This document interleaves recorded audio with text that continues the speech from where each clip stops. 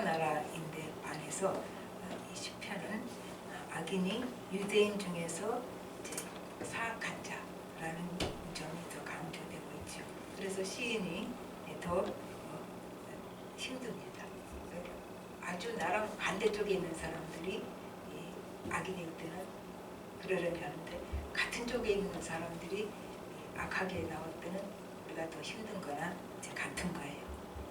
이제 1절에서는 너무 힘든 상황, 또 우리가 굉장히 힘든 상황이 있다고 합시다. 그래서 내 생업에 문제가 생겼고, 내 직장에 문제가 생겼고, 또 내 자녀에게 문제가 생겼고, 내가 인간관계에 문제가 생겼는데, 근데 이런 여러 문제가 해결이 안 돼요. 그리고 하나님이 해결해 주시지 않으니까 하나님이 멀리 계시나, 그리고 나한테 외면하고 계시나, 그래서 하나님이 나에게 관심이 없으신가, 이제 이런 생각을 하게 된다 그 말이죠. 그냥 우리 식으로 표현하면 하나님께 상처받은 거예요.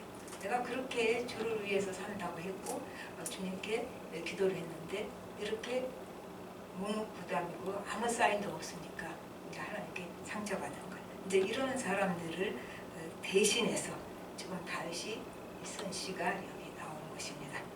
자, 이제 2절부터 6절까지는 악인에 대한 고소가 나옵니다. 악인들이 이렇게 한다고.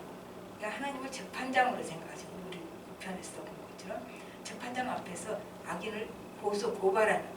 악인들이 이렇게 합니다. 그렇게. 그래서 이제 2절에는 악인은 누군가 교만한 자. 2절에 그렇게 교만한 자로 나와요. 그럼 이 교만한 자는 누가 교만한 자?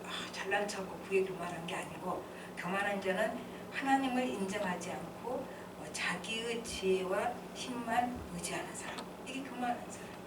그리고 이런 사람은 2절에서 보니까 자기 깨에 자기가 빠진다. 이제 그렇게 말을 합니다. 3절에서는 이제 하나님을 멸시한다. 악인은 같은 말이에요. 결국 악인은 하나님을 멸시하고 인정하는 거, 멸시하는데, 그리고 하나님을 멸시해서 자신의 마음의 욕심을 자랑해요. 자신의 마음의 욕심을 자랑한다는 말은 뭘까요? 내가 마음속에 원하는 내 욕심은 다 내 힘으로 할 수 있어, 이거죠. 그래서 자기 마음의 욕심을 자랑하는 거죠. 내 마음에 있는 내가 원하는 것, 내가 다 내 힘으로 할 수 있어. 이제 그래서 마음의 욕심을 자랑하게 되는 거고, 그 다음에 이제 4절에서는 그냥 한마디로 하면은 하나님께서는 아무것도 모르시고 아무 일을 안 해. 그렇죠? 하나님 모르는 사람들이 하는 말이죠. 하나님께서는 아무것도 모르시고 아무것도 안 해. 이런 말이 됩니다. 즉 5절에서는 그의 길을, 여기 악인의 길이죠. 이 길은 여기서 삶의 방식, 살아가는 방식이 견고하다. 그러니까 이제 악인이 이렇게 했으니까 악한 사람은 잘못돼야 되잖아요. 근데 그렇지가 않고 견고하다.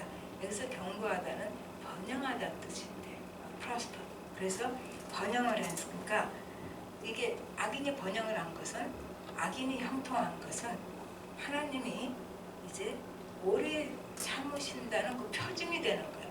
악한 일 했다고 바로 멸해버리면 우리는 아무도 살아남지 못하잖아요. 똑같아요. 그러니까 악인이 이렇게 교만하게 하나님을 무시하고 있어도 하나님께서 벌을 주시지 않고 오래 참고, 그래서 우리가 보기에는 굉장히 더 형통한 것은 이제 하나님을 오래 참으신다는 표징이고, 또 그거를, 그런데도 불구하고 그것을 보면서 고난을 당한 자는 자기가 그 사람 때문에 고난을 당하기 때문에 보고 있기가 힘들어요. 그러니까 하나님이 조금 악한 일 했을 때는 탁 벌 주고, 착한 일 하면 상 주고, 그럼 얼마나 좋겠습니까? 근데 그걸 왜 우리한테 대입을 안 하느냐고요. 우리가 조금 잘못한다고 하나님께서 벌을 확 준다면 우리 어떻게 살아남아요? 그 생각은 우리는 안 해. 저 악인만 잘못하면 벌을 확 줬으면 좋겠죠. 굉장히 이기적인 마음이에요, 사실은. 그러니까 하나님은 그 사람들도 참고 기다리신 것처럼 내가 하나님을 대해서 영 뒤돌아보고 있을 때도 나를 참고 기다리신다 그 말이죠. 그러니까 그 사람을 참는 것처럼 나도 참아주시기 때문에 내가 망하지 않고 살 수 있는 거죠. 내가 잘못할 때마다 그 자리에서 구멍을 꽉 때린다면 우리가 얼마나 살기가 힘들겠습니까? 하나님은 그렇게 안 하시고 인내를 하시고 참으시고 우리가 스스로 돌아오기를 기다려주신다 그 말입니다. 그렇게 기다려주시니까 기다려주시는구나. 그리고 바로 돌아가면 좋은데 우리도 바로 돌아가지 않아요. 하물며 하나님을 무시하는 악인이 돌아오겠습니까? 그래도 하나님의 성품은 참고 기다려주신다는 얘기입니다. 그리고 이제 악인은 하나님의 심판을 알지 못해요. 하나님 심판하신다는 것을 알지 못하기 때문에 하나님의 심판을 보지를 못하고 깨닫지를 못하고 자기에게 일어난 일은 하나님의 심판이라 생각을 않고 내가 재수가 없어서 우연히 이런 일이 일어났다고 생각하죠. 그러니까 하나님을 배제하고 살기 때문에 자기가 일어난 일이 하나님 안에서 일어난 일이란 거, 하나님이 다 주관하고 계신다는 걸 몰라요. 그래서 자기에게 일어난 일은 내가 재수가 없어서 그렇지 이게 무슨 하나님과 관계 있냐 이렇게 생각을 하는 거죠. 그래서 이 사람들은 자기 생각과 다른 사람들을 어떻게 해요? 멸시하는 거죠. 자기네가 기준이기 때문에 자기 생각과 다른 사람은 그렇게 살면 안 돼. 그렇게 멸시를 하는 거죠. 그 다음에 이제 같은 얘기가 나와요. 6절 볼까요? 그의 마음에 이르기를 나는 흔들리지 아니하며 대대로 환난을 당하지 아니하리라 하나이다. 되게 자신이 만만한 거죠. 그러니까 주의 주권을 멸시하는 거죠. 자기가 기준이고 자기 생각이 기준. 그래서 우리 인생의 주인이 우리 역사의 주관자가 하나님이신 것을 모르는 거죠. 그래서 그 하나님을 멸시하는 거죠. 하나님 주권자 되신 하나님을 멸시하게 되는 것이고 이제 이렇게 되니까 자신이 주인 되어서 살면서 자기는 자손 대대로 환난을 당하지 않을 거라고 생각을 하는 거죠. 그걸 우리가 어떻게 알겠습니까? 근데 이 악인들의 생각이 그렇다고 말이죠. 우선 자기가 잘나고 대접받고 잘 되고 있으니까 나는 자손 대대로 환난 안 당해 이렇게 하고 있다는 얘기죠. 그러니까 이제 그런 사람은 어떻게 해요? 모든 일을 자신의 능력과 방법으로 해결하려고 하겠죠. 또 그렇게 할 수 있다고 생각하겠죠. 그러나 그것이 깨지는 날이 오겠지만 현재는 그렇다고 말해요. 그 다음에 이제 7절부터 11절까지가 또 악인의 그 행동을 또 이렇게 묘사하는 거죠. 그러니까 7절에서는 이제 입으로 저주하고 비판하고 그 말이에요. 7절에서 그의 입에는 저주와 거짓과 포악이 충만하여 그렇게 그러죠. 그의 혀 밑에는 잔해와 죄악이 있나이다. 그래서 입으로 저주하고 비판하고 그리고 사람들을 도마 위에 올려놓고 칼질합니다. 자기는 칼자를 쥐고 있어. 자기가 칼자를 쥐고 있고 또 모든 사람들을 자기 도마 위에 올려놓고 그리고 이제 칼질을 하는 거죠. 해도 뜨고 파도 뜨고 또 그리고 자기는 그렇게 할 수 있는 자격이 있다고 생각을 한 겁니다. 그러니까 이 악인은 대단히 교만한 거죠. 대단히 오만한 거죠. 그리고 이제 그 은밀한 8절까지 연결하면 은밀한 것에서 무죄한 자를 죽이면 은밀한 것에서 무죄한 자를 어떻게 죽여요? 말로 이미 죽인 거예요. 사람이 은근히 말로 슬쩍 사람을 죽일 수 있잖아요. 이제 그렇게 한다 그 말이죠. 시편 34편 12절 13절에서는 생명을 사모하고 연수를 사랑하여 복받기를 원하는 사람이 누구냐? 어떻게 하면 이렇게 되느냐? 내 혀를 악에서 금하며 내 입술을 거짓말에서 금할지어다. 이 사람이 어쩐다고요? 이제 생명을 받고 복받기를 원하는 사람은 그렇게 한다고 말이죠. 그 말은 그 속에 생명을 받고 복을 받는다는 의미가 되겠죠. 그래서 잠언서 18장 21절에서는 죽고 사는 것이 혀의 권세에 달렸나니 혀를 쓰기 좋아하는 자는 그 열매를 먹으리라. 자기가 나온 말대로 열매가 맺힌다 그 말이죠. 그리고 이제 11절에서는 악인은 이제 이것도 요약을 하면 하나님은 이 세상 일에 관심이 없고 보지도 않으시고 악을 행한 자 벌하시지 않는다. 그러니까 자신만만하게 행동하고 있는 것이죠. 12절을 갑시다. 12절 여호와여 일어나소서 하나님이여 손을 두옵소서 가난한 자들을 잊지 마옵소서. 이제 12절에서 시인이 왜 이렇게 자기를 가난한 자라고 부를 수 있을까요? 그걸 우리가 한번 생각해 봐야 돼요. 그죠? 시인이 지금 정신을 차렸어요. 악인들을 계속 고소하고 있죠. 행동을 고발하고 고소하는데 이제 여기서는 갑자기 톤이 바뀌고 정신을 차리고 이제 부르짖게 되는 거죠. 왜 그렇게 됐을까요? 고발하다가 고난 중에 고발을 왜 했을까요? 고난이니까 힘드니까 악인을 고소 고발하고 난 억울해요. 고소를 하고 고발을 하다 보니까 그 고난 중에 자기를 보게 됩니다. 자기를 봤더니 어떻게 해요? 자기를 보니까 자기를 들여다 보니까 이제 자기 속에서 악을 보는 거죠. 하나님 앞에서 이제 악인을 고소하는 나는 막 울은 것처럼 그렇게 고소하다 보니까 자기 속에서 자신의 악과 자기의 실상을 보게 되는 거죠. 그래서 이렇게 이제 부르짖게 되는 거죠. 가난한 자라고. 그러니까 그렇게 실상을 보니까 자기는 죄인이고 아무 공로도 없고 하나님 아니시면 내가 존재조차 불가능하구나. 이걸 깨닫는 거죠.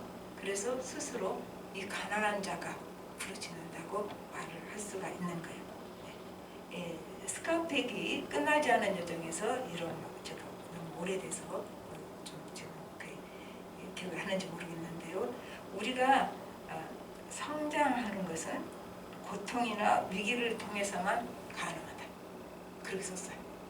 난 그 말이 맞는 것 같아요. 우리가 고통이나 고난 없이 굉장히 깊어지고 성장해지면 좋은데 우리 인간이 그렇지를 못해요.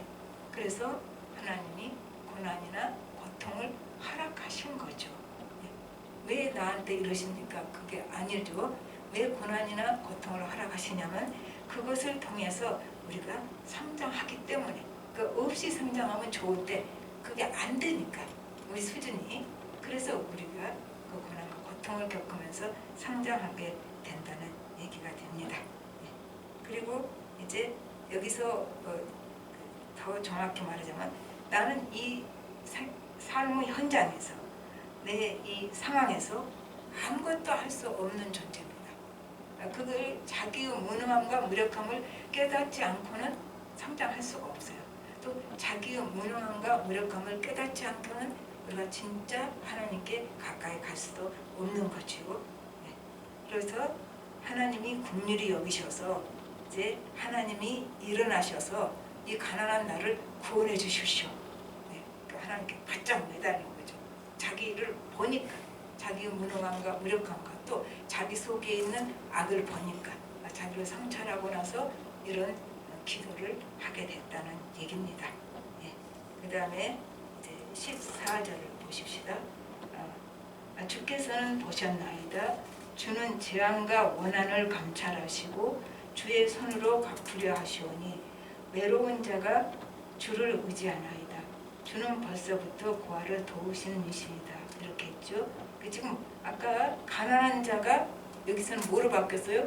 외로운 자. 그렇죠. 가난한 자가 사실 외로운 자죠. 아까 앞에서는 가련한 자가 또 그렇게 나와요. 가련한 자가 가난한 자고 이제 외로운 자가 되는 거죠. 이제 주를 의지합니다. 우리 시편 9편에서 지난주에 9절 10절에도 주의 이름을 아는 자는 주를 의지하나이다. 그렇게 했어요. 똑같이 의지한다는 말이 나옵니다. 그런데 조금 달라요. 우리말은 똑같이 의지한다는데 앞선 그 9편 10절에서 나온 의지한다는 하나님을 신뢰하다. trust in 그 말이 나와요. 그러니까 하나님을 신뢰한다. 그렇게 했는데 여기서 주를 의지한다는 조금 더 달라져. commit himself to you 그렇게 하죠. 그러니까 자신을 온전히 내어드린다. 그러니까 의지가 조금 달라요. 이거보다 더 발전한 거죠. 9편 10절에서는 하나님 되심을 인정하고 그리고 하나님을 신뢰하는 것이고 그 다음에 여기서는 더 발전해서 자신을 온전히 내어드린다. 우리가 내어드릴 거나 있어요? 나는 그 말보다는 자신을 온전히 맡긴다가 더 좋은 것 같아요. 같은 뜻이 그죠? 영어로는. 그러니까 자신을 온전히 맡기는 거야, 하나님께. 하나님, 나 책임지세요. 자신을 이렇게 맡겨버리는 거죠. 뭐 내가 드릴 거나 있어서 뭐 나를 드리오니 받으시옵소서 그러겠어요. 난 드릴 것도 없는데. 그러니까 하나님 나 맡기니까 하나님 나 맡으세요. 이제 그렇게 맡긴다는 말이 나는 더 좋습니다. 왜 맡겨요? 하나님이 나를 통해서 하나님 마음대로 하시도록 하나님 마음대로 하세요. 난 내 거 아니니까 주님 거니까 하나님 마음대로 하셔. 마음대로 하시게 하려면 어떻게 해요? 나를 온전히 주님께 그냥 내가 던져야 되잖아요. 내가 쥐고 있는데 하나님 어떻게 나를 통해서 마음대로 하셔요? 못하지. 내가 꽉 쥐고 있는데 못합니다. 그러니까 나를 하나님께 온전히 던져버릴 때, 하나님께 온전히 나를 내어드리고 맡겨버릴 때 하나님께서 마음대로 하십시오. 그렇게 되는 거죠. 그러면 하나님께서 이 말은 이제 조금 더 고상하게 말하면 하나님께서 나를 통해서 하나님 일을 하시도록 나를 하나님께 내어드리는 것입니다. 그리고 이제 이렇게 하나님께 자기를 내어드려서 마음대로 사용하시기를 원하는 사람은 하나님이 나를 어떻게 사용하시든 불평이 있겠습니까? 없어요. 나를 어떻게 사용하든 감사하는 거죠. 저 밑바닥에서 따까리 하는 일을 시키는 것이 하나님이 내게 시킨 일이라면 그걸로 감사하는. 또 윗자리에 서서 나를 일을 하게 하더라도 교만해질 수가 없는 것이고, 이것이 온전히 하나님을 의지한다는 말 속에 들어있어요. 여기는 조금 다르다고 그랬죠. 하나님을 인정하고 신뢰하고, 그 정도 10편 9편에서는 여기서는 그 정도가 아니라 완전히 나를 내던져서 맡겨서 하나님 손에 나를 쥐어드림으로 하나님 마음대로 나를 사용하시도록 내어드리는 것. 그리고 어떻게 사용하시든 이제 나는 하나님 것이니까 내 거 아니니까 감사하는 것. 이게 이제 14편에서 14절에서 나오는 말입니다. 이 말씀을 맺어보십시다. 이제 16절을 보십시다. 16절 18절로 이제 말씀을 맺어보면은 16절은 여호와께서는 영원무궁하도록 왕이시니 그렇게 되죠. 그러니까 하나님은 영원한 왕이시다. 그리고 이제 17절을 가면은 여호와여 주는 겸손한 자의 소원을 들으셨사오니 그들의 마음을 준비하시며 귀를 기울여 들으시고. 근데 이 말은 주께서 겸손한 자 그러면 그 말은 하나님의 왕이심을 인정하는 자, 그리고 그 인정하고 자신을 온전히 내맡긴 자, 이 사람의 소원을 하나님께서는 들어주신다. 그렇죠? 들어주시고 마음을 준비시킨다. 이 말은 조금 더 강하게 표현했으면 좋겠어요. encourage한다. 이제 용기를 북돋아 주신다. 이렇게 되는 거예요. 하나님을 왕이심을 인정하고 자신을 온전히 내어드린 자는 하나님 그 소원을 들어주시고 그뿐만 아니라 용기를 북돋아 주신다. 그 말입니다. 하나님은 우리에게 생명을 주시는 분. 우리 알아요. 영원한 생명을 주셨어요. 그뿐 아니라 그걸로 끝나면 우리는 살 수가 없어. 그것만 알고 있으면 하나님은 우리에게 영원한 생명을 주셨을 뿐만 아니라 매일의 삶 속에서 우리에게 생명의 힘을 부어주시는 분. 매일매일의 삶에서. 왜냐하면 매일매일 우리는 하나님 주시는 생명이 힘이 필요하거든요. 예수님이 우리 지금 요한복음 열심히 주일날 듣고 있지요. 강의 설교를. 예수님이 생명의 떡이니까 우리가 매일 예수님이라는 생명의 떡을 먹어야 되는 거죠. 조금 이상한데 어쨌든 우리가 하나님이 부어주시는 생명의 힘을 우리가 매일매일 얻어서 그래서 우리가 매일 힘차게 살 수 있게 해주신다 그 말이죠. 하나님께서는. 그런데 왜 그래요? 우리가 왜 힘차게 살 수 있는가? 하나님 생명의 힘을 주실 때 생명에는 힘이 있으니까 그런 거죠. 우리가 마당에 보면은 조그만 풀들이, 요만한 풀들이 어떻게 그 흙덩이를 밀고 올라왔는지 그게 생명의 힘인 거예요. 그러니까 하나님 우리에게 생명을 주실 때는 그 생명에는 힘이 있다 그 말이죠. 그래서 매일 하나님 부시는 생명의 힘을 얻으면은 우리가 매일매일 힘차게 살아낼 수가 있다는 얘기입니다. 그리고 이제 하나님께서는 우리 자신, 하나님을 믿는 우리들에게 생명을 부어 주셔서 생명을 북돋아 주실 뿐만 아니라 우리가 생명을 북돋아 주는 사람이 되기를 원하십니다. 그러니까 하나님이 우리에게 생명을 북돋아 주시고 우리를 도구 삼아서 우리가 주님의 손과 발이 되어서 주님의 입이 되어서 이제 사람들을 생명을 북돋아 줄 수 있도록 그것을 원하시는 거죠. 그래서 우리를 만나는 사람들이 이제 우리가 대화를 할 때 이제 마음이 이제 힘이 생기고 그리고 또 용기를 얻고 이래야 되는데 어떤 사람은 만나고 나면 생명을 다 빼앗아 버리는 사람이 있어요. 그래서 인생 살고 싶지 않게 만드는 사람도 있어요. 그 참 나쁜 달란트예요. 대화하면 살고 싶지 않게 만드는 사람들을. 이거는 나쁜 달란트. 이거 받으면 안 되는 달란트. 그러니까 하나님이 우리를 통해서 사람들에게 생명을 북돋아준 일을 하신다는 얘기가 됩니다. 그래서 우리가 하나님의 생명을 받았다면 우리를 만난 사람들이 우리 때문에 하나님의 생명을 얻어갈 수 있어야 되는 거죠. 우리가 통로가 되어서 우리는 하나님의 생명을 받았고 우리가 통로가 되어서 우리를 만난 사람들이 우리를 통해서 하나님의 생명을 얻을 수가 있어야 됩니다. 그래서 용기를 얻고 이제 기쁘고 행복해져야 되는 거죠. 우리를 만났기 때문에. 그러면 그 가운데 어떻게 전도가 일어나는 거죠. 어떻게 해서 저렇게 됐을까? 아, 저 사람 속에는 하나님이 있어서 그렇구나. 하나님이 그 사람에게 절단되는, 우리 안에 계신 하나님이 그 사람에게도 소개되는 그런 역할이 됩니다. 이러한 일은 뭐 특별한 사람이 하는 거 아니에요.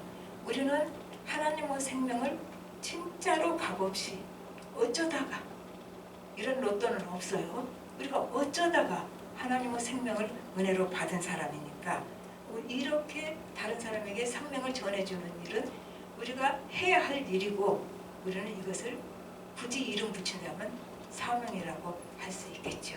근데 이런 일을 우리가 감당할 때 하나님이 기뻐하시고 함께 하시고 우리에게 그렇게 할 수 있도록 더 성령의 힘을 부어주실 것입니다. 우리 다 같이 기도하겠습니다.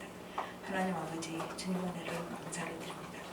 우리가 하나님의 은혜로 값없이 영원한 생명을, 주님의 생명을 얻었습니다. 우리가 이 생명을 얻은 자로서 하나님이 우리에게 원하시는 것은 우리를 도구 삼아서 사람들에게 생명을 주는 일을 하라고 하십니다. 생명을 전하는 일을 하라고 하십니다. 그러나 우리는 받는 것만 좋아하지 전해주는 걸 별로 좋아하지도 않습니다. 전해줄 힘도 없고 능력도 없습니다. 하나님이 그것을 아시지만 우리가 그렇게 하려고 하나님께 의지하고 그 마음으로 사람들을 만나서 생명을 전달할 때 그리고 용기를 북돋아주고 그들에게 살리는 역할을 할 때 하나님께서 능력을 주시고 함께 하실 줄 믿습니다. 우리 모두는 이제 다 이 사명이 있는 자이오니 우리가 이 사명 잘 감당할 수 있게 하여 주시옵소서. 모든 말씀 예수님으로 기도합니다. 아멘. 네.